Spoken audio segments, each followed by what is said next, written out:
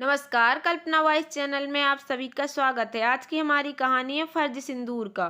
दिल्ली के रईसी इलाके में एक बड़ी आलीशान कोठी के बाहर एक महंगी गाड़ी खड़ी थी। कोठी से विपिन बाहर निकलता है और गाड़ी में बैठकर ड्राइवर से कहता है, फैक्ट्री चलो। विपिन की कपड़ों की फैक्ट्री है। वह अलग अलग डिजाइनर से कपड़ा डिजाइन कराता है और उन डिजाइन के साथ थान बनवाकर मार्केट में बेचता। यूं तो सब ठीक है, पर है वैसे तो विपिन की कंपनी के कई डिजाइन प्रचलित हैं, लेकिन उनमें सबसे ज़्यादा जो लोग पसंद करते हैं वह है हिंदुस्तान की अलग अलग राज्यों के पारंपरिक डिजाइन के प्रिंट हैं। यूं तो सब ठीक है, पर एक चीज़ उसके मन को हमेशा बेचैन करती है और वह यह है कि उसकी कंपनी का पारंपरिक डिजाइन जो एक ब्रांड बन चुका है, वह डिजाइन उसको जाने पहचाने से लगते हैं, लेकिन पूरे तरीके से वह समझ नहीं पा रहा कि कौन है वह डिजाइनर जो उसको यह डिजाइन भेजता है। इस डिजाइनर ने ना तो कभी अपने नाम की ना पैसे की बात की। विपिन यही सोचता कि वह डिजाइनर आखिर गुमनाम क्यों है। एक दिन विपिन ने फैसला किया कि किसी भी तरह पता लगाना होगा कि वह गुमनाम शुभचिंतक डिजाइनर कौन है। उसका विपिन ऑफिस के नौकर को अपने केबिन में बुलाता है और पोस्ट ऑफिस भेजते हुए कहता है, तुम यह पैकेट लेकर जाओ और वहां से पता करो कि यह कोरियर कौन भेजता है। उसका नाम, फोन नंबर, पता जो भी मिले लेकर आना। नौकर पोस्ट ऑफिस जाता है तो वहां से उसे कुछ बहुत कम जानकारी मिल पाती है। कोरियर भेजने वाले का केवल इतना पता मिलता है, श्रीमती पांडे, प्रीत बिहार, भोपाल। वह जानकारी लेकर नौकर विपिन के पास जाता है। उतना सा पता मिलने पर भी विपिन चौंक जाता है। वह चुपचाप पतला ले लेता है और मैनेजर को ऑफिस संभालने के लिए कहकर प्रीत बिहार की तरफ निकल जाता है। बिना किसी पुख्ता पता होने के बावजूद विपिन एक घर के सामने जाकर रुकता है और दरवाजा खटखटाता है। 2 मिनट के बाद दरवाजे पर एक औरत खोलती है। आम सी शक्ल सूरत कपड़ों में यह औरत विपिन को देखकर चौंक जाती है। अंदर जाकर वो उस औरत से पूछता है, राधिका, तुम यह सब क्यों कर रही हो? राधिका मुस्कुराकर बस इतना ही कहती है, आपको मेरा नाम याद है, बस इतना काफी है। यही बात मेरे कहने की। तो जितना वक्त मेरे पास बचा है मैं आपके लिए, आपकी तरक्की के लिए करती रहूंगी। आने वाले कई महीनों को काम भी तैयार करके रख रही हूँ। एक लड़की को यही काम सिखा भी रही हूँ। विपिन की आंखों में शर्मिंदगी के आंसू आ जाते हैं। वह चुपचाप वहां से चला जाता है। उसके बाद 1-2 बार राधिका के पास गया भी। उसने इस बारे में किसी से कुछ नहीं बताया, लेकिन उसका ड्राइवर बहुत पुराना था, एक तरीके से घर का सदस्य था। उसे अंदेशा हुआ कि साहब का उस दूसरी औरत के साथ कुछ गलत रिश्ता है। उसे विपिन की पत्नी सुहानी और बच्चों को चिंता हुई। एक दिन मौका देखकर उसने सुहानी को विपिन और राधिका के बारे में बता दिया। सुहानी को विश्वास नहीं हुआ और ड्राइवर को वहां से जाने के लिए कहती है। बहुत देर तक परेशान रहने के बाद वह सोचती है कि सच क्या है, विपिन से ही पूछा जाए।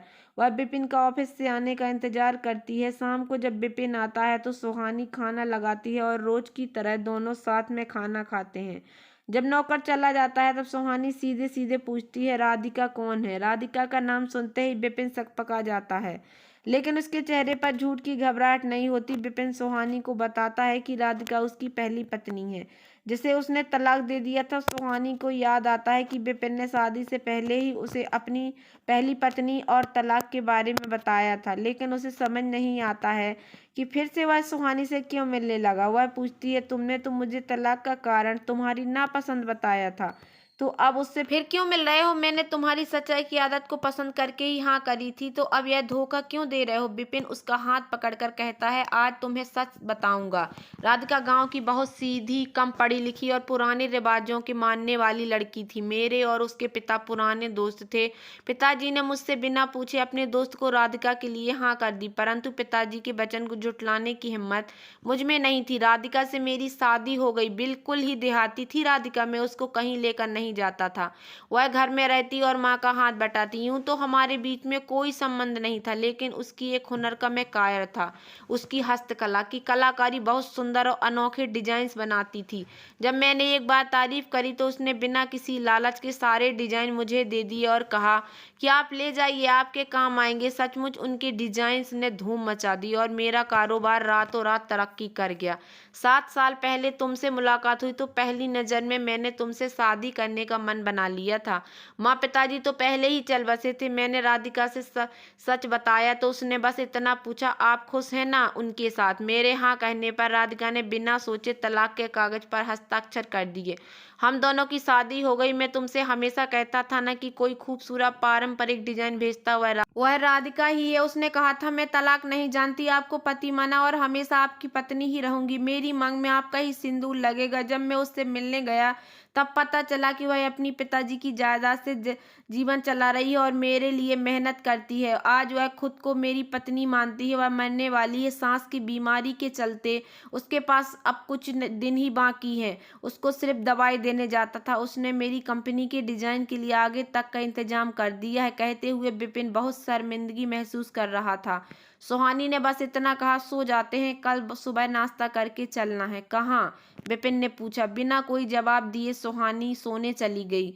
अगले दिन नाश्ता करके दोनों घर से निकले। सुहानी ने ड्राइवर से कहा, प्रीत बिहार चलो। विपिन सुनकर चौंक गया पर चुप रहा। वहां पहुंचकर दरवाजा खुलवाया तो दोनों को देखकर राधिका असमंजस में पड़ गई। सुहानी ने उसका हाथ पकड़कर सोफे पर बैठाया और कहा, मुझे तुम्हारी बीमारी का पता है, जानती हूँ वक्त बहुत कम है इसलिए और कुछ तो नहीं दे सकती, परंतु जो तुम्हारा सबसे बड़ा हक है आज वह तुम्हें देने आई हुई है। कहकर सुहानी ने पैर से सिंदूरदानी निकाली और विपिन के आगे करके बोली, राधिका को उसका हक दे दो जो तुम आज तक नहीं दे पाए। विपिन चुटकी में सिंदूर लेता है और राधिका की मांग भर देता है। राधिका के चेहरे पर दिल खोलकर मुस्कान आती है और आंखों में आंसू। वह सुहानी का हाथ पकड़कर गले लगाती है और आखिरी सांस ले लेती है। अपने आखिरी वक्त में विपिन के प्यार भरे हाथों से सिंदूर पाकर वह सब कुछ पा चुकी थी। तो दोस्तों, कैसी लगी आप लोगों को मेरी ये छोटी सी कहानी? अगर आप लोगों को मेरी कहानी पसंद आई हो तो प्लीज़ मेरे वीडियो को लाइक कर देना। चैनल पर नए आए हों तो प्लीज़ सब्सक्राइब कर लेना और ज़्यादा से ज़्यादा शेयर करना। धन्यवाद दोस्तों।